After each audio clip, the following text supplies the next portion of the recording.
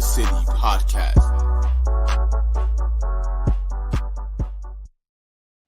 Oh, yeah, I am amped up today. I'm sorry, Nolan. I know you may not be in the best of moods right now. We'll get into that in a few. But my God, ladies and gentlemen, we are back. Another edition of Keys to the City. I'm Trevor Keys alongside the big brother Ted Keys and the avid Jet and Met. I say that Met term very lightly because he is a Met fan. The Nolan Rich from Rich Sports Talk. You can check him out on all social media platforms, as well as Keys to the City on YouTube, Instagram, Twitter, Spotify. Check us out for many more sports contents. But it is a fantastic day. It is a fantastic Tuesday in the sports world, ladies and gentlemen. Ted, give me 1 sec. The New York Yankees start. Playoff baseball is officially the DS series are officially underway. The Phillies up 4-1 on the Atlanta Braves. Everybody's darling maybe can win another World Series repeat, but we'll see. Those Phillies, the darlings of the NL. And then we got some NHL hockey tonight. The New York Rangers taking on the arch rival, the Tampa Bay Lightning. I was going to say the Rays. I don't know why. I'm so amped up for tonight's game. And then you got the Vegas Golden Knights against LA Kings. Boy, oh boy. And then basketball's in a few weeks. Woo! My God. Good old Rick You're not even doing the Golden Knights game right, man. Come on. You know what time it is? No, I It's nighttime. I'm not gonna lie. I do love. They are legit. Hey, they are. I just want to go to Vegas just to go to a Golden Knights game. Why not? It'd be probably entertaining as hell. Go to the Vegas Knights on one day, go to the Raiders the next day. Well, those Raiders, yeah. If you're a Raiders fan, just don't stand in front of Devontae Adams. Listen, get out the way. Trev, I know we're going to start with the Yankees. Quick question, Nolan, what was your roller coaster ride like on Sunday? So the Jets have a huge win on Sunday, and then you wait for the 8 o'clock thinking, all right, here's my home run, and they pulled a Carlos Beltran 3-2 down the middle strikeout. Can you imagine that roller coaster ride though? It was, I guess, the week before prepared me for this as well with the Jets winning and then losing in Atlanta. I mean, the best way to describe it is probably having like a great meal and then getting probably the worst food poisoning of your life a couple hours later. I mean, that's basically the way I could look at it. But he used food too. Look, I mean, it was a frustrating day for Mets fans. It's going to be a long couple of months, but we'll talk later. Like, in the moment, I'm still pissed off and frustrated, but I do think that there is optimism for this team despite the free agency impending. And I think it all starts at the top. And I do think that there's a big reason why I think the Mets have a good future ahead of them. But we'll get to that later. Yeah, let's get into this. I know there was a hell of a weekend in the NFL. Let's just go with the unexpected for every week of the NFL because we don't know what to ever expect each and every week in the NFL season. But this is going to be, as we are avid New York fans. All three of us, if Joseph McGuire was here too, all four of us are avid New York sports fans. So we're going to dive in to New York. It's been refreshing as specifically this season because of how down and the blue skies of the Big Apple have been just depressing, abysmal in recent memory. But a huge game tonight as the ALDS, the New York Yankees, taking on the once Cleveland Indians, now the Cleveland Guardians in a 5-game series as the Cleveland Guardians shockingly beat, to me, that was shocking, the Tampa Bay Rays in 15 innings. But that's what pitching can do in the postseason. So, Ted, we look how this Yankees team has been all year. Started off incredible, red hot, looked like they were about to go break the all-time wins record, and then had a cold, I guess, a little hiccup, a little cold, you want to say it. Maybe the winter came in quick enough for them. But you look how this team is finished. They started playing hot. Aaron Judge breaks the all-time home run record, passing Roger Maris, 61. So, Ted, you see this series, the Cleveland Guardians, great pitching staff. This is not known for a home run hitting team. Other than the Detroit Tigers, the Cleveland Guardians were last in home runs this season. So, Ted, it's a very simple question, and then we'll get into Nolan on this. I know he's a Met fan. We'll get into them. The Yankees win this series if there are question marks surrounding this team, the lineup, the bullpen, the starting rotation. We got to see how it goes into tact. But what is your biggest takeaway, and the Yankees win this series if? Did you just quick thing before I answer the question? You saw DJ, I believe, did not make the roster. He's battling still that toe injury. So no Aroldis Chapman too. So for a team that had to buy and with all the expectation to win it, got some more negative than positive. Here's I'm just reading something. So this is where it gets me. Okay, so this offense is the oldest average age in the majors, average 30.3 years. So there's a lot of veterans. There's guys that have been here before. You said the Yankees win if Aaron Judge carries them like he has all season. Yeah, but what if they pitch around him like recently? But here's the thing. It starts with the $324 million man. It starts with Garrett Cole, all right, who just led the AL with giving up 33 home runs this season and posted his highest ERA since 2017. And as we know, Trev, got bounced after 2 innings against the Red Sox last year. So it starts with him. I was just at the thing. I was looking at the post, what the headline was. It says, Garrett can erase stench from 2022 finish and 21 playoffs flop starting tonight. It says Cole new ball game, right? It starts with him, bro. Like, this is why you pay $324 million.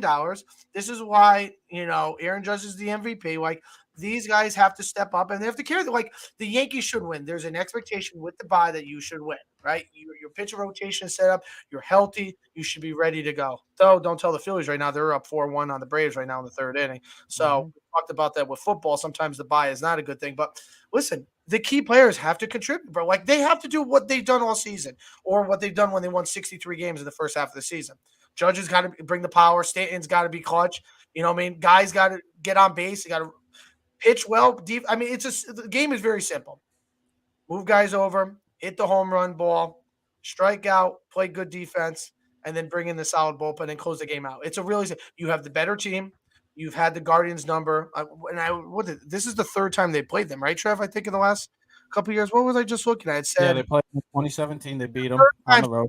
17 that they're going to face this team. So tonight you got Garrett Cole going against Cal Cantrell, who was 15-5 with a 3.38 ERA. My thing is very simple. Use the crowd, use the momentum, jump on them early, take advantage. It's a short series. I believe personally you have the better pitching staff. You have the better team. You have the MVP. Show up, bro. Like, everything starts at 0 starting tonight at 7:30. It doesn't matter what you did in the regular season. I don't care how bad of a player you were or how well you played this season. If you don't take care of business in the playoffs, you're not going to win, and it's going to be another disappointing season because the expectation as a New York Yankee fan is World Series or bust.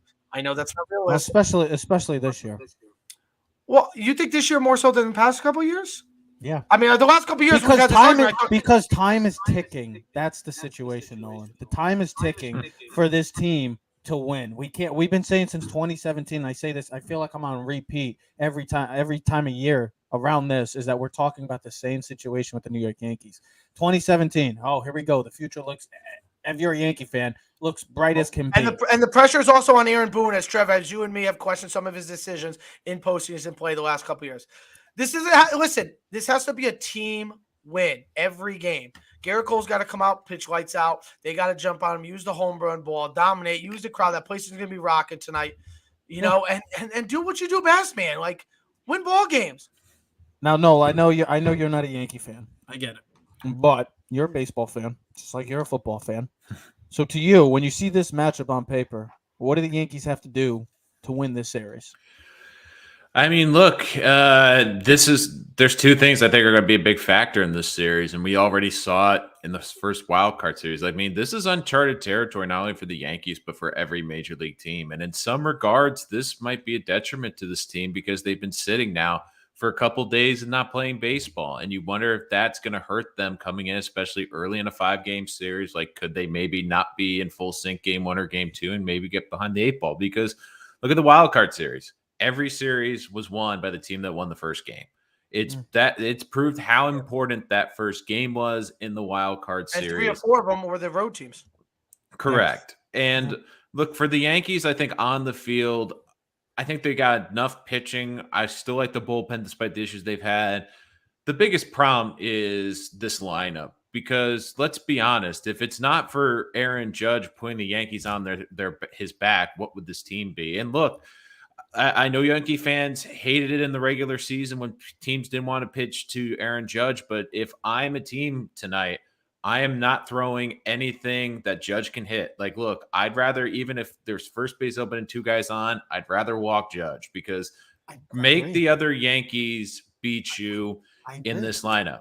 Because, like, and I asked a good question to you guys before the show, and if I asked Yankee fans this question, After Aaron Judge, who are your next two most reliable bats that you trust in a big spot? And if one of them is Giancarlo Stanton, look, Stanton has been wildly inconsistent. Look, if Stan gets hot, but he's been great in the postseason. The past two postseasons, he's been the only Yankee to deliver for them. He's been good in the postseason, and that's exciting. But we've also seen in his history, he is an incredible streaky hitter. Like he can get the hottest of hot, but if he's on a cold streak to start this playoff, it's going to hurt this team. So look, it comes down to, can they produce?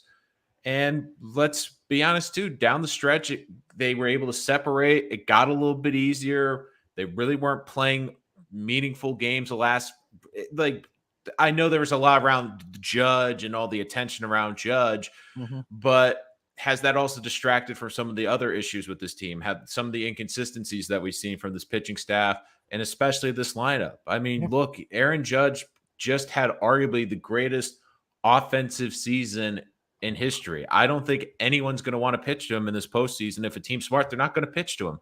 Make the rest of this Yankee lineup beat you. I agree with both of you guys. Nolan, I agree with both of you guys. Ted, I agree with you as well. Garrett Cole, we paid you big bucks to be the true ace, like a Justin Verlander, like a Max Scherzer before this season, like a Jacob deGrom. We paid you to win us ball games, to win us a championship. It's time for you to play your game. And Nolan, I 100% agree with you. Aaron Judge has been the reason why the New York Yankees are the division champs in the AL East, and the reason why he should win an MVP unanimously. But you said it right. It's this offense. It's everybody else, 2 through 9 hitters. Giancarlo Stanton has delivered for us the past 2 postseasons. Gleyber Torres has been delivering us throughout the season, but he needs to continue. Donaldson, you need to get IKF. Oswaldo Cabrera, Perazi. You have to get even if Aaron Hicks is not on the lineup. I don't think he's not in this ALDS roster. But these guys have to come up for the New York Yankees to deliver. Aaron Judge, you cannot rely on number 99 to carry you to the championship. It's not going to work this way. Maybe in the regular season it works, but when you're playing the best of the best, it's a different animal, guys. Well, Trev, here's the other thing. Every time they lose, they're one game closer from Aaron Judge maybe leaving forever. Don't even bring it up. Yeah, I mean, that's another. I get it. I just don't bring it up. Scott Efros needs Tommy John surgery. That was the bullpen. Yeah, the bullpen. The bullpen is a big question mark coming in too. Without Chapman, without Britton, Efros, you have Rocky. DJ's not on the roster. Yeah, DJ. This is a team that, yes, I know it's Cleveland, but they're still a tough team. They're going to be a tough team out. But Ted, you just brought up. Let's get over. We're hoping that the New York Yankees play their game like they have the entire season. We expect great things. The quest for 28 starts tonight. We will see at 7:37 how legit this New York team is, because the pressure is on. There may not be any more greater pressure in any other team in baseball than the New York Yankees. That might be the one team that faces the greatest pressure coming into this postseason. Cole did pitch well against them. We will see. 2 starts, he had 12 innings pitched, 1.42 ERA, with striking out 15. Judge only batted 235, in 22 plate appearances against the Guardians. So, hey, listen, Nolan, you've said this. Stars have to step up big time when it comes to the playoffs, and then once in a while you got to get that, Luis Vizcaino or someone you don't think to come through in the clutch, that 2-out hit when it matters most, because that's what it comes down to. 2-out hitting matters the most because, and Trev, we've talked about this too, the Yankees always relying on that home run ball. What if it doesn't come? Time will tell.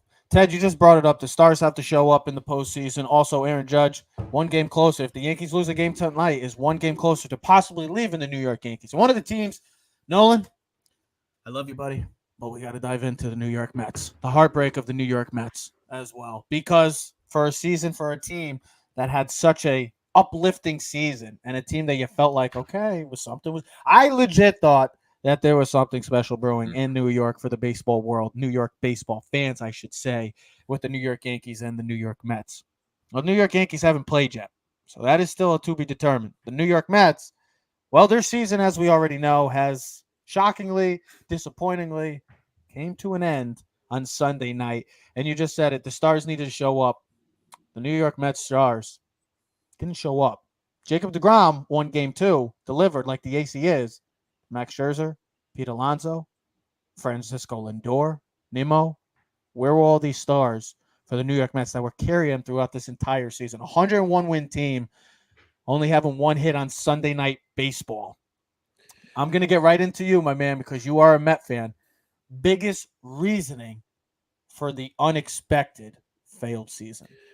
I think you have to look at this as two parts. I think the biggest thing is this is a team that was built on pitching, and let's be honest, and 2 weekends in a row, they lined up their three horses. They lined up Scherzer, they lined up DeGrom, and they lined up Bassett. And really, they all crapped the bed. And even DeGrom in game 2, look, he was good enough to win. He gave you a quality start, 6 innings, 2 runs earned, but it wasn't like it was vintage DeGrom, like dominating a start. So you look, when this team is built on pitching, when Bassett makes those comments about like the pressure about pitching in New York and then goes out and lays 2 eggs in the Braves series and with Scherzer, like that to me is the most frustrating thing. And I think it shows this team and the way baseball is now is, look, it's great to have great pitching and you need pitching depth, but you really need great lineups. And that goes back to the biggest reason for me.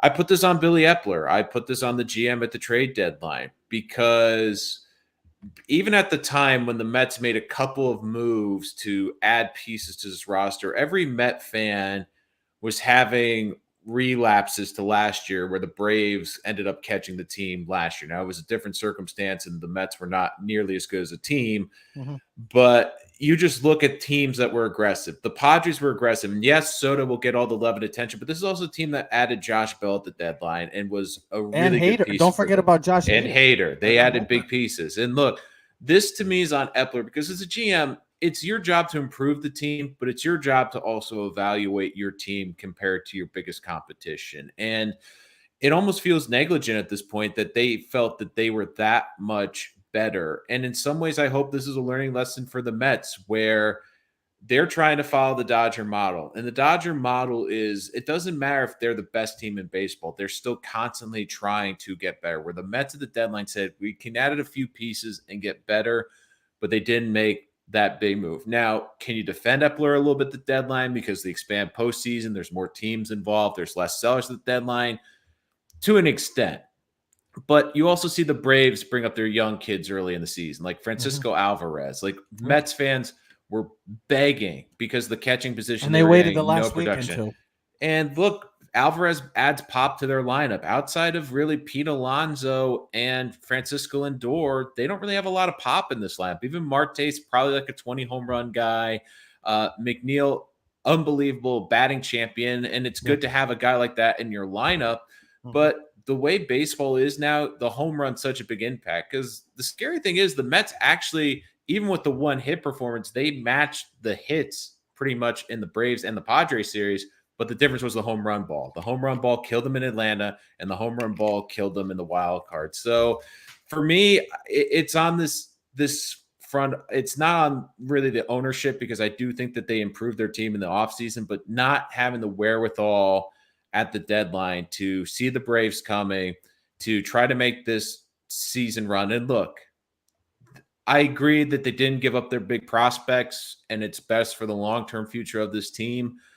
But outside of Brett Beatty and Francisco Alvarez, I thought all prospects should be looked into. I love Mark Vientos, but I thought he could be a trade asset. Ronnie Mauricio is another top 100 prospect, but he's a shortstop, and you have McNeil and Lindor basically in front of him. So, look, I'm disappointed because the Mets clearly had needs in the moves that they made. Vogelback was decent for a month, but Darren Ruff was an abject disaster. These bats that they were trying to bring in were bad, and they were trying to sell to this fan base that we have a good platoon at the DH position, and it failed miserably. And look, to me, it comes back to the deadline. People will say, well, the Mets fell apart in September. The Mets fell apart in Atlanta. The Mets fell apart against the Padres. But I chase this all the way back to July 31st because teams like the Padres, hyper aggressive this year. Look where it's gotten them. And last year with the Braves. All the teams that are in the playoffs, all the teams that are pretty much in the playoffs right now were big buyers. Went all in. The Padres, the Mariners, two of the teams that you could just name. Yankees Well, Yankees I know. But here's the thing, Ted. At the time, the Yankees really didn't need to, even though they did. because they were just they were just that damn good at the time. But here's the team thing. Like, hold on. Like the Padres or the Mariners, two teams that were, especially the Mariners, just finding any way they could because they were on the cusp the past couple of years of making the playoffs. They had to go all in. The Mets. But here's the similar team. I know they were the Mets, great. First of all, no one hit on a bunch of key parts, and especially because he watches the Mets like I watch the Yankees day in and day out. Okay, Alvarez probably should have been called up sooner. Yeah, right? What the hell? Should have been called. Now I understand his defense is not fine too, but the man can swing the bat. Okay, and we know about that. That's why Gary Sanchez was on the Yankees for as long as he was because of what his bat could bring. All right, and we've argued about that, but he failed. But this kid is legit. He probably should have been brought up sooner. The rough deal, they should have just left Davis in there. He was a better fit for the New York Mets. The problem is the Mets needed a little bit more right-handed batting, but they did not want to give up any of their top 5 prospects. I was reading about it all the time. They also, like no one hit on before, they were following the Dodgers motto. If you realize, as much as the Dodgers go after players, their farm system is still top 5 in baseball. God, it's unbelievable. You don't give up all your top prospects. Now, you could say, well, what? They didn't want to give up Alvarez. They didn't want to give up this guy because they didn't want to go big thing. Okay, but you have to live with that. This is something we've talked about with the Yankees. They didn't want to give up Peraza. They didn't want to give up Volpe. But if the Yankees don't win the World Series because of a lack of pitcher or something, we've talked about this, Trev, when I was driving the other day.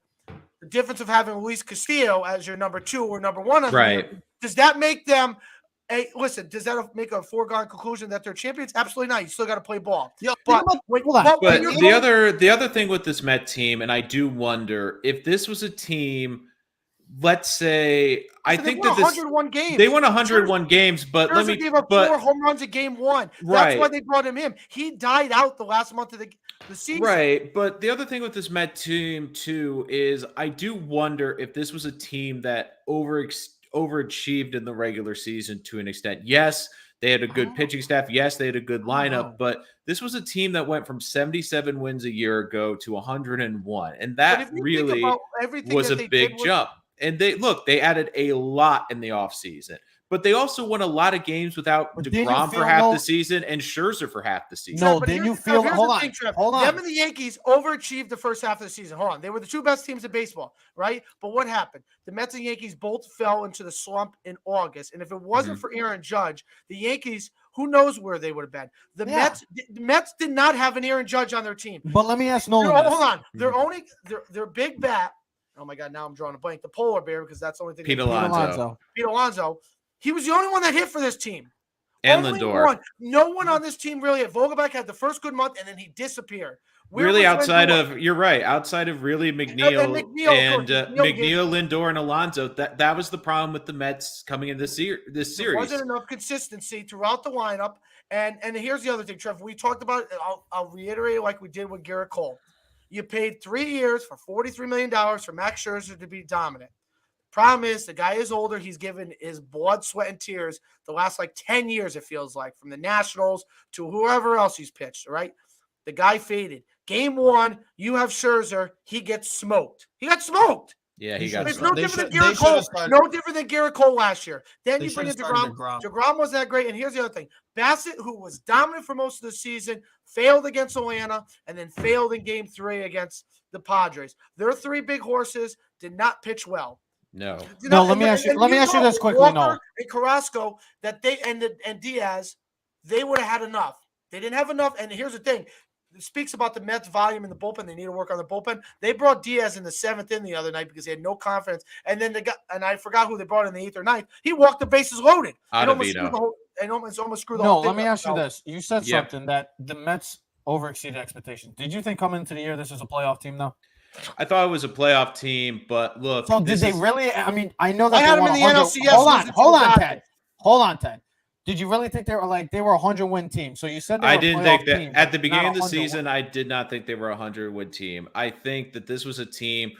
Realistically, is probably more of a 90 to 90, between 90 and 95 wins. I know that sounds weird, but again, don't forget Scherzer was on the IL for a couple stints this year. They didn't get DeGrom back too, and that was the other thing with this Met team that really pissed me off the deadline too, and is they used DeGrom coming back as we're getting better because we're adding Jacob DeGrom. And look, that's a great addition, but we've also seen we're not sure what his health was. And there were times down the stretch. I mean, people forget, like, I know he pitched well in the last game of the season, but the last 3 starts, DeGrom had over a 6 ERA, and that's against teams like Oakland. He gave up. I remember the Oakland game. The Oakland game was such a weird game. Yeah, it was Oakland and Pittsburgh. So, like, as much as DeGrom, as great as he's been, it was frustrating to watch. And look, the Mets, I think, learned a valuable lesson. They invested a lot in their pitching, and you still need good pitching. But the way baseball is now, you need a deep lineup, because deep lineups like the Phillies, like the Padres, like the Dodgers, like the Astros, and that's one of the reasons I worry a little about the Yankees. I think Yankees have a lot of talent in their lineup, but do they have enough to stretch out a pitcher? Do they have enough? Will 6 through 9 produce for them in big spots? And right now, I'm not sure. And that was the problem with the Mets. You look, they put a lot of pressure on Lindor, a lot of pressure on Alonso to produce. And look, they weren't great in the series, but they did each hit a home run. They at least hit over 300 in the series. So they weren't bad. But the biggest problem, though, is I think this offense lacks pop. And look, it's going to be an interesting offseason with all the free agents they have. I'm curious, but I will say this for Met fans. Look, the way the season ended was absolutely brutal, and it is a gut punch. And look, I don't still consider it a collapse. I know everyone's saying collapse. Look, the Braves played 7-14 baseball since June 1st. I mean, that, which is insane. They won 78 games. Right. But I feel confident with this team going forward because you have an owner that, yes, on the surface, everyone talks about the money Cohen invests in free agency. But what people don't talk about is the amount of money that they have invested in player development and scouting. You've heard it around baseball this year. I think it was the Mets minor league manager got the minor league assistant of the year for the development. Beatty and Alvarez both exploded this year, and they credit a lot to the coaching staff that they brought in. The Mets had the best draft in Major League Baseball this last year, according to a lot of experts. They added a lot of talent in the draft. So yes, the Mets have spent a lot of money, but I do think that this organization and the culture of this organization has changed dramatically. The next step is to win in October. Look, they got to October, which is something that is frustrating. And look, in the past, this would have been a shooting star. You can't underestimate that statement. You made it to October. I know it's a 101 win team, but they have to take that next step. That's not good enough. I like it. I'm not saying 101 games. Not when you bring in Scherzer, Marte, Bassett. I'm not saying it's not. I know that. I know what you're saying.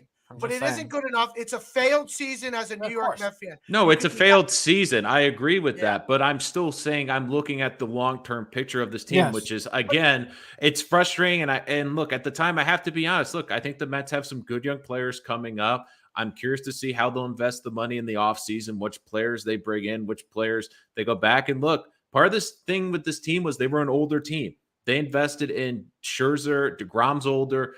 They were the oldest roster in this postseason, and to be honest with you guys, they look tired at this point in the season. I'm wondering if they realize that they need to go out there and get younger players and keep development, but they still have a solid core going forward. I still think it's going to be incredibly tough with this Braves team that's always going to be really good in this division. They signed their whole team for the next 6 years. Right. So they're all on. Don't discredit the Phillies right now, because the Phillies maybe got something going on. Go figures that, huh?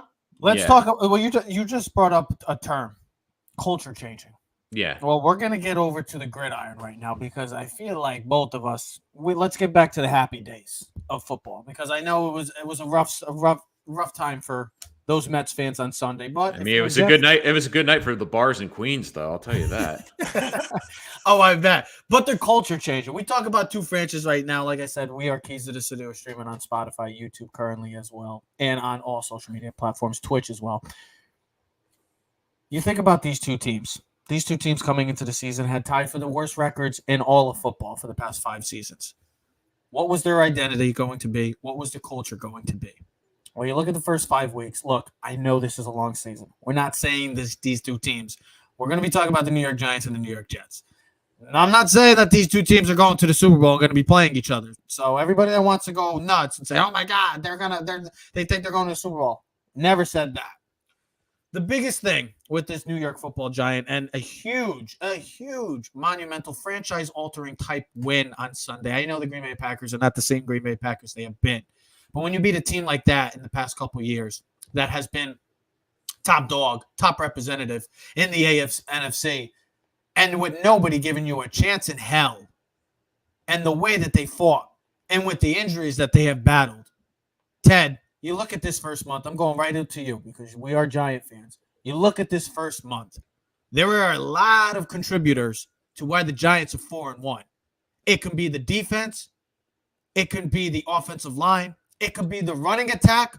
Or, most importantly, it could be the coaching staff. To you, what is the biggest supporter to the New York Giants' early season success and right now 4-1 New York Football Giants? I'll phrase it like this. We always say, why are some kids good or why are some issues or things? It starts at home. It starts the development at home and the discipline at home with the parents. And then it's a reflection on the kids. You can't tell the coaches or teachers to control your kids. No, it starts at home. You're the parents. It starts with the coaching staff of this New York Giant team. There is a belief. Martindale, Dable, Shane, the organization, Kafka, the offensive coordinator. Yep. It all starts with the 2-point conversion against the Titans in week 1. We're like, what are we doing? But there's a belief. It was kind of a bad call. But Saquon, being the best player on the field, made a bad play into a great play, and the Giants end up winning that game. Those are the different little things in the football season that make there's a confidence, there's a belief. Everything. Listen, I was reading a great article on ESPN last night about Brian Dable, and it was something with regards to it doesn't matter who you are, where you are, where you got drafted, how much money you can make. The people that participate, the people that play hard and practice hard will play. Do you know during this week they did 7-on-7s, which is unusual. They usually do that during preseason, not during regular season. There was guys, hey, listen, Trev, you're start. You're not cut. Go over there. Practice player. Let's go. I love it. I was just reading. Marcus Johnson. He had the most wide receiver snaps for the Giants. There's a practice squad. He played in the game. Look what he did for them. Here's Tony. You don't want to be here? You don't want to play?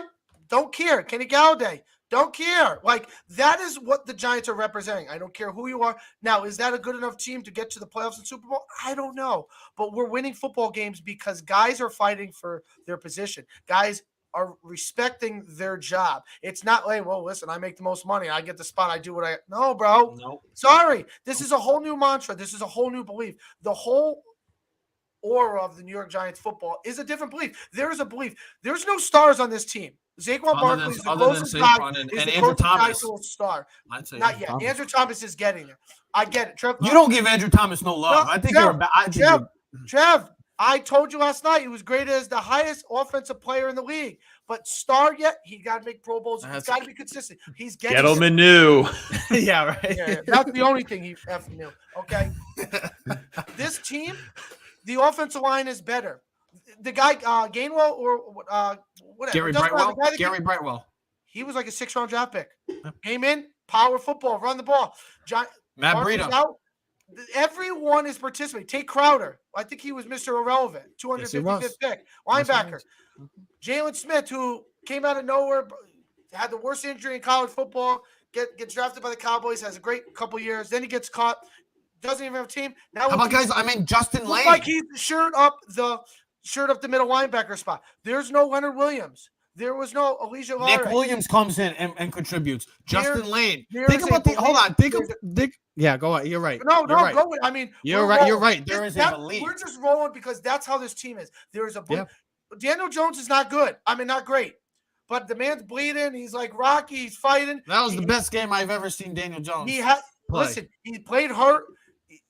But he didn't turn the ball over. He was efficient. Multiple 3rd down conversions. The defense is playing hard. They're playing physical. Trevor, you said every morning you send me Brian Ballinger or whatever for the NFL. Baldinger, yeah, Baldy. I love his film breakdowns. Listen, the week before you showed me the offensive line, Leonard, the guys moving blocks, getting guys open, power, running the football, old school football, not just Giant football. That's what the game is about. Running the football. Then on the defense, every time, bang, bang, bang. Here's another biggest difference: a belief. When the Giants gave up the field goal at the end of the half to make it 20-10, Green Bay with the lead, I'm like, damn, that we had such momentum. We go down, we score. Mm-hmm. We just can't. We're not good enough. We're not getting. Then to be able to shut out Aaron Rodgers in the second half, Martindale changing his philosophy on defense. We're going to play press man because his difference of throw average went from 4.2 yards in the first half to 12.1 in the second half. What that meant is He was saying, Aaron Rodgers, you're going to have to beat me deep. No more of these underneath throws. They knew they didn't have the receivers to beat that defense. The Giants have, I believe, the number 1 or number 2 pass defense in all football. Number 2 currently, and it speaks the volume on coaches because it's not like you have Darrell Reeves, Dion, and this guy and that guy, and we got DJ Watt and this guy coming off the side. We don't have those guys. But we're doing it as a team. Teams win football games. Listen. I'm not gonna sit here and say is this a Super Bowl team? No, I'm not saying that. But they're 4-1. Exactly. They're 4-1. The New York Giants, this is not the same old New York Giants. And we're going to talk about the New York Jets too in a few minutes because these two New York teams, they're not the same old New York Jets, New York Giants right now. The season ended now. The Jets are in the playoffs and so are the New York Giants. And you think about this game, and then we'll get into Nolan quick about what his takeaways quickly on this. You think about the game, playing Aaron Rodgers, all-time great, down 17-3. Daniel Jones, I know, look, this is a game that, other than his rookie game in Tampa, this is the best game I've ever seen Daniel Jones play.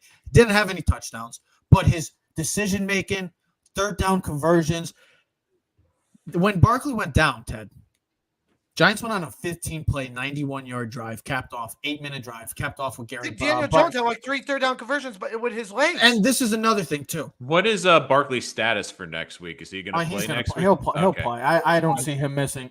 This is who they played without. Like, I know everybody's like, oh, the Giants are not a good team. Okay. Well, I'm going to give you the names, and then I'll just give you. They didn't play without Leonard Williams. Adoree Jackson got hurt in this game, the number 1 corner. Golladay didn't play. Tony didn't play. Robinson didn't play. Saquon got out for a little while. And then the number 2 is he's a loser, right? Yeah, who's catching passes at points? I just want to hear, if anybody else or all the great teams, like, I want to hear, like, Eagles. Oh, well, the Eagles are better. I get it. But what happens if Jalen Hurts is playing with the JV team? Are they still winning games? I don't know about that. This is a team that's finding ways to win. And Brian Daboll, without question, is the coach of the year. Easily. And this is a team for the first time since, best start since 2009, guys, 5-0. So let me get into you, Nolan. What's the biggest supporter to you? I know you're a Jet fan, but you watch football, like I said. Biggest supporter to it. It's Brian Daboll and this coaching staff. I mean, they've been unbelievable because I keep saying, like, and look, I'm not trying to be negative about the Giants, but if you were to look at the rosters, even coming into the season before the injuries, I think they're a bottom 5-6 roster, and it's not their fault. They're in cap hell, and they have a young team. 100% agree with that. It's a team that. Agree. But look, they've gotten the absolute most, and look, Daboll's been unbelievable. Like, let me put it this way: if you put any other rookie coach out there with this team, or they win, even a great example is Matt Rule got fired in Carolina, and a lot of the excuses I kept hearing yesterday was, well, he didn't have the quarterback. And look, that's a huge part. How about Ron Rivera coming out and Ron Rivera? But look. I personally don't think Daniel Jones is the long-term answer with the Giants, but could Daniel Jones, is this Giant team the way the season has gone and the way it's gone for New York Fort, but they're not going to be in the top 10, so you're going to have to trade a lot to try to get a young quarterback. Are they better off trying to just go with giving Daniel Jones a 1-year kind of prove-it contract and continue to build around Jones and try to win next year? And if it's not, at least the roster's taking another step to go get a quarterback. But look, I think it comes down to Daboll and Saquon. If you had to ask me right now, and look, I know it will never happen because MVP is a quarterback position, but through week 5, Saquon's been the MVP of this league. Because look, I don't think Daniel Jones is a great quarterback, but Saquon's carried this team. Well, let's be honest. If it wasn't for Saquon, where would this team be? Because the 25th offense in football, but the league in Russia. But Saquon's been the productive. I was just, the magic guy. Daniel Jones is not this special, like you said. No, when you start the who are the receivers? Who are the top 3 receivers for the Giants that suited up on Sunday? Marcus Sills played the most snaps, 45. David Sills and Leon had his best game of the year for the past 2 years. Was Tony ever going to suit up for this team? Because every week it's like, well, this hamstring hurts, and the next week it's the other hamstring that hurts. Listen, I don't care if he ever suits up. Their weapons. I'll tell you quickly their weapons this week. They had Slayton, Daniel Bellinger, Marcus Johnson, David Sills, Richie James, and Gary Brightwell at 1 point. That was the offense at 1 point for a drive. Would Denzel Mims be the number 2 on the Giants right now? Yeah. Would Denzel Mims be the number 2 on the Giants? You better calm down. You're killing me. Listen, we're going after DJ Moore for Carolina. I would love DJ Moore. I would love a DJ Moore. It's a fire sale right now. I'll trade a third or a fourth round for that man. Denzel Mims, I'm giving him a bag of peanuts. Not Robbie Anderson. Doesn't know who Sir Purr is. What's that? What's that giant bear doing? Bear. that's our Panther. Here's the other thing, Trev. They're running the ball so well. They're second in the league in play action passes at 39%. So they can't do that many play action passes if you couldn't run the ball. So the efficiency of running the football, right? Yeah. Is making the passing game that much play action, bro. Sets up everything else, and it makes Daniel Jones a better quarterback. Like, I don't know how to phrase this in a intellectual way, but calling certain plays and putting guys in the right position can make a guy look a lot better. All right. Mm-hmm. Putting the guy in the right formation plays, putting the guys in the right position to succeed. All right. Some guys, it doesn't matter where you put them. All right. They're just going to succeed because they're just studs. But we don't have many studs. We got a lot of, Trev, I would say a lot of guys like you, me, and Nolan, just regular guys, hard-nosed guys that just give it all we got. And that's it. Like, that's the best. Like, we got to give them more credit. Give them more credit. The Giants, come on, bro. There's no studs out there. You want to talk about Kayvon could be a stud, though. Kayvon, I think, is going to be a tip. Andrew Thomas is a stud. Saquon's a stud. Here's the problem. Hold on. Here's the problem. You just said could. Right? Thibodeau's going. No, Thibodeau's going to be a stud. I know that, but until they are, they're still a project. Andrew Thomas, stud. Got you there. Saquon, stud. Xavier Kinney's getting there. But there's a difference, bro. Like, when I look at the Dallas Cowboys and look at their defense, listen, I know we're talking the state of New York, but the way I refer to it, if you're looking at the Cowboys, you're like, stud, good. But you have to feel good as a Giant fan because, look, if they're getting this out of this group, what's it going to be next year when you have another draft with a GM that, look, you trust your GM. Second most cap in all football next year. But the big thing, too, is I also don't think you're going to have a GM that just because you have that cap space isn't going to spend it like a drunken sailor. Look, I get it. To compare it to the Jets, like with Joe Douglas, I know a lot of Jet fans sometimes hate it, but he's frugal with their money. He's made signings where it isn't a bad contract. And I just don't see the Giants having bad contracts, but could they get some more glue guys, improve the interior of the offensive line through free agency? I don't know if they'll go personally, I'd go the draft for the wide receiver because of the way the salaries are now. I think it's a better investment going through the draft. But like, could they get another corner, another pass rusher on this defense? Like, look, there's still a lot of work to be done, but also this is huge for the team because of the optics. Because if you, like, let's say hypothetically two things this offseason for the Giants. You're a free agent and you're looking at teams. You look at the Giants and you go, wow, they did that with those limitations, with that roster, but they have a great coach in place. They're a well-respected organization. Like, it makes it a more popular place and a more attractive place. I was just about to say it's more for appealing. Free agents. Yes, it's more appealing. But let's also put it this way. We've talked about this ad nauseum too. Like, if, let's say, a veteran quarterback doesn't love where they're playing, all of a sudden the Giants look potentially like if they could add a couple weapons, could be a potential place where someone wants to come play quarterback if Daniel Jones is the long-term answer. I know that's way down the road, but look, for the Giants, like, it's all about the future, but this is a fun rebuild. Like, this is what you want your rebuild to look like. You want this team to show progress. And look, It's not just about the moral victories. You're actually getting victories, which is the most important thing. And look, this division is going to be tough. The Eagles and the Cowboys, I think, are going to be tough. But in the NFC, I think the Giants have put themselves in a position now where over the last 12 games, like, technically they can go 2 games under 500 and still finish with the winning record. They've given themselves a padding in case they hit a wall, in case they hit a little bit of a skid with these young kids where, look, if they lose a game or 2 in a row, it's not the end of the world. They've at least given themselves some padding in order to get a winning season that year. And I can't express how huge that could be, especially as this team gets healthier and more reps with these young guys going forward. As Chris Berman once said back in the day when he was doing the NFL draft, the Jets just won the Super Bowl. Yes, the New York Jets, after a huge divisional win and a win that can change a franchise, because look, this team has had awful history against the AFC East in recent memory, I would say. Yeah, 12 straight losses coming into this matchup. Not anymore. You can drop that out of the question. They are now officially on the winning side of the AFC East column board against in a divisional win. But yes, we just talked about the Giants culture changing, and the Giants look like they're going in the right direction because of coaching. when you look at this Jet team right now, there's still questions maybe surrounding Robert Saleh as the guy moving forward. But I tell you what, this New York Jet draft class, especially 3 of their first 4 picks, boy, oh boy, have contributed and impacted like no other. Sauce Gardner looks like the real freaking deal. I mean, Sauce is Sauce. He's just cooking you. Garrett Wilson, I mean, he's from Ohio State. He's a stud. I'm not going to knock him. And then Breece Hall, you got something special with Michael Carter too on that offense. Yeah, don't forget Jermaine Johnson, who's been a stud but he's against with an injury now. He'll be back this week. It was a minor ankle injury. They took him out. He still, as a rookie, got 1.5 sacks, a couple pressures, and he's only playing 40% of the snaps, so he's making an impact. But again, those guys are the big headline. You see what this team is doing? A huge win over the Dolphins. I know they're down to the 3rd-string quarterback, Teddy Bridgewater, going down with the concussion, and then Skylar Thompson from Kansas State coming in. But you look how they did. I mean, Michael Carter, this running attack, Zach Wilson making smart decisions, the offensive line giving him time. You got the weapons. This is a more talented team than the New York Giants offensively. I don't think we could – I mean, the Giants, I love what they're doing. I am so ecstatic to know that the Giants' future looks like we got something really special with Joe Shane and Brian Daboll at the helm. But I'm going to get into you, Nolan. Are the Jets for real, or is it too soon and pump the brakes on the Jets because they are playing now?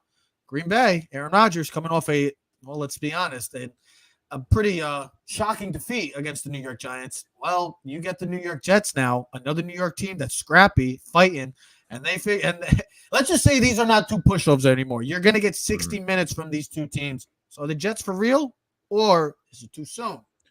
I still think that it's a little early. They still have a long way to go in this rebuild. But look, it is clear that this is the most talent that they've had. Like, the thing with the last couple of years of frustration has been, it's been a bad roster. But now you're seeing that they have legitimate players. And look, even coming into the season, if you were to tell me the team would be 3-2 after the first 5 weeks, I would buy it. And let's be honest, I said they needed 3 wins to get to the week 9 bye because their back end of their schedule is really easy. But now all of a sudden you look at Denver, the mess they're in, that they have to go on the road after Green Bay. All of a sudden you're thinking, Jets have a shot. You look at this week against Green Bay, Jets have a shot because let's be honest. It's not a guarantee. Yeah, no guarantee win. It's not a guaranteed win. But look, the Jets, I think, are going to be in trouble for their pass rush is starting to come along. And let's be honest, they have last week, Sauce Gardner and DJ Reed held Waddle and Hill under 100 yards receiving combined. And look, I don't care who the quarterback is. If you hold those 2 guys under 100 yards, like you were talking about rookie receivers that are frustrating Aaron Rodgers with their routes and where they are and getting separation. How are they going to do that against DJ Reed, Michael Carter II, and Sauce Gardner, especially after the receivers that they played in Pittsburgh, in Cincinnati, and in Miami? Yeah. But look, Zach Wilson with the offensive line stabilized over the last 5 quarters is completing over 70% of his passes. And this is what the offense, in my opinion, should look like. Yeah, I know Jet fans want to see Zach Wilson throwing for 300 yards a game and 3 touchdowns. But look, they're from the San Francisco school. This is what I want to see, an offense that is running the ball a lot, establishing the run, but also utilizing the run game in fun ways with lots of motion, getting receivers involved, dispersing the ball over the place. And look, the Jets have legitimate playmakers now. And I still go back to, and there was a big topic on my show last week, and I talked at extent with Jay Douzable about this, which was, and we had a little bit of a disagreement about this, but if you were to rewind the clock and the Jets had that option to trade for Tyreek Hill and Tyreek chose the Jets, well, the Jets wouldn't have Jermaine Johnson. The Jets wouldn't have Breece Hall right now because of those draft picks that they would have had to surrender. And look, I still think Tyreek position for not doing so. Correct. And you got to pay him the big bucks. Right. And look, Breece Hall has been amazing. And look, you can tell me if I'm wrong here, but do the Jets have the offensive, potentially, and defensive rookies of the year? I mean, you have Breece Hall. Look, Garrett Wilson's been quiet a little bit, but he's still an elite receiver, and you can tell teams are shading the coverage to him, which opens it up for Elijah Moore and Corey Davis. But would you be shocked if I was to say Breece Hall is the offensive rookie of the year and Sauce Gardner's the defensive rookie of the year? Look, I think Sauce other than unbelievable. Other than maybe Chris Olave would be the other probably. Yeah, Chris Olave's been really good too. And Devin Lloyd for the Jaguars. I think Sauce. I mean, Sauce has literally been the definition of a lockdown corner. He's shut down everybody he's played this year so far. This Jets team is wholeheartedly a different team. You could see it. They are starting. Both New York teams, man. Here's the thing. You know how I mentioned earlier with the Giants going for the 2-point conversion, right? And they got it on a bad play. Now listen, they should have never won the game. They had like a 98% chance of losing. But the way that Browns game went down, it has kind of, I don't know, propelled. It gives them belief that they can win any type of way. The Jets right now in the fourth quarter have outscored teams. I believe it was 75-25. 38-point differential, which is fourth and second. They've been good the fourth quarter. And this is the scary thing. Like, this is a team that's only going to get better. These are second and first year players. I think Zach Wilson's going to get better. Elijah Tucker. And look, the offensive line's still a bit of a mess, but in 2 or 3 weeks, when George Fant comes back and Max Mitchell, their promising 4th-round rookie, comes back, they move AVT back inside where he's been a stud. And look, he's been the team MVP moving around multiple weeks. But you saw it last week. Dwayne Brown, huge impact at left tackle. It made Laken Tomlinson has his best game. And look, Dwayne Brown's a solid left tackle. Is he, at this point in his career, is he still a Pro Bowler? No, but is he still a solid, serviceable left tackle? Absolutely. He can get you through the season with Beckham being out. He will. It's changing the game. Listen, you were saying it. 58 points in the fourth quarter. It's the most in the NFL by far. Their point differential in the fourth is 38 points, which is second there. They're tied for first in the NFL with 5 fourth-quarter takeaways, second in total yards at 126 yards per game in the fourth quarter. And again, another week where Zach Wilson did not turn the ball over. Mistake-free football. That's something that with that gunslinger mentality that everyone wants to kind of, he's like Aaron Rodgers or Brett Favre or one of he's played solid football, and there's a belief they outscored Miami 21-0 in the fourth quarter. They're playing their best ball, and like you said, but look at San Francisco. Like, I think I know Jimmy Garoppolo's never going to light up the score sheet, but if you can just be an efficient quarterback in that system, you can win a lot of games. I think the Jets are primed to do that. You got 3 good receivers, bro. Like, and I know you make the joke about Denzel Mims, but like, he's your 4th. Like the Giants. No, he's their 6th right now. He's behind Jeff Smith and he's behind Braxton Berrios. I'm not paying attention to that, but what I'm saying is like he'd be the Giants 1 or 2. Like where we are. You got Breece Hall. He's going to be a legit running Michael back. Carter is a great number 2 complimentary. Michael Carter, and listen, the whole key with this team is Zach Wilson, right, bro? Like this is why you draft number 2. He has all the attributes and abilities to be a legit Pro Bowl quarterback. All right, as a Jet fan, you just want to see it all come together. As long as he doesn't fling the ball and make bad plays, you got everything started. You got a pretty solid defense, right? It's starting to come again. Quentin Williams, DJ Reed. You got avant-garde. I mean, you got players on. If you were comparing the Giants and Jets, and I go back to our high school coach. If this was like a kickball team, right? It's coaching. Like more players on the Jets than you would take on the Giants. Like, but it's not even that too, but it comes down to game planning now, because now all of a sudden, if you are game planning against the Jets, you have players you have to keep note of. You have to look where Sauce Gardner's lining up. You have to see where DJ Reed's lining up. You have to see where Quentin Williams is lining up over the center. On the offense, where's Breece Hall? Especially when they have, and they've been doing this a lot the last 2 weeks. Both backs in the backfield. Who's getting the football? Where now? Garrett Wilson has trailed off a little bit, but that's also really been because they've been bracketing him. They're not letting it open, but that's allowed Corey Davis and Elijah Moore. Like, there's so many options after that. Yeah. Right. There's so many options on this team. And it's funny because, like, if I was to say, like, I'm looking around the league, all of a sudden you can make the case that the Jets have legitimate top weapons, not maybe top 10 in the league, but top half of the league. Like, do you think Aaron Rodgers would kill for the weapons that the Jets have right now over what he has? Like, look, Aaron Jones is great as a running back, but from wide receivers, tight ends, and the running back depth, I think Aaron Rodgers would sign up for that. I think there's a lot of teams right now. The Jets, right, what the Jets have on the table. I think we all can agree that both the Giants and Jets, it ain't a gimme victory anymore. I think these two teams. Listen, unlike the stock market, we're trending up. And these two teams. Guys, all you need to know, what would we be doing last year at this time? We'd all be on Tankathon looking at where they were in terms of the number one pick, and we're not there anymore. When you start winning games early and you're not 1-4, 1-5, like, you know this. Like, the NFL guys, they start fading out, bro. Like, guys start making their interest, and they start to lose. Guys start making business decisions. Hey, I got that ankle injury. I'm not going to play this week. There's a belief in both organizations that, hey, listen, we can play with anyone, and we both know that they're not Super Bowl bar.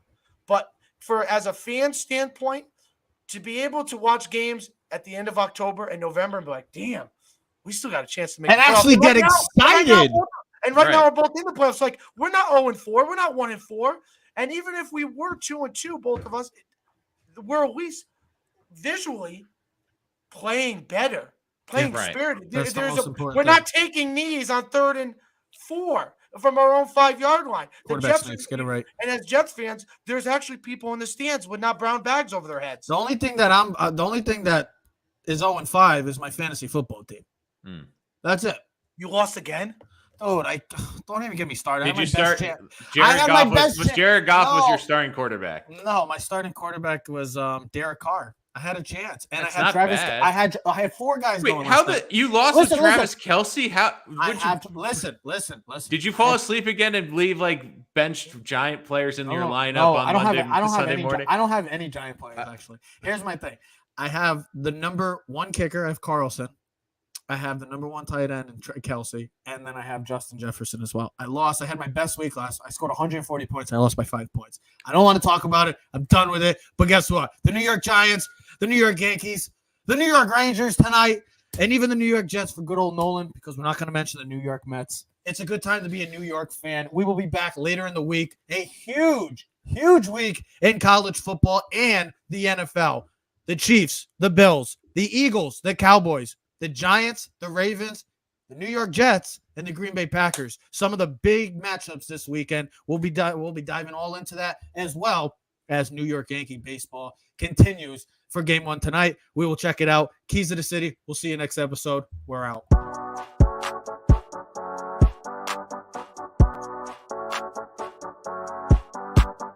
You are now in tune to the Keys to the City podcast.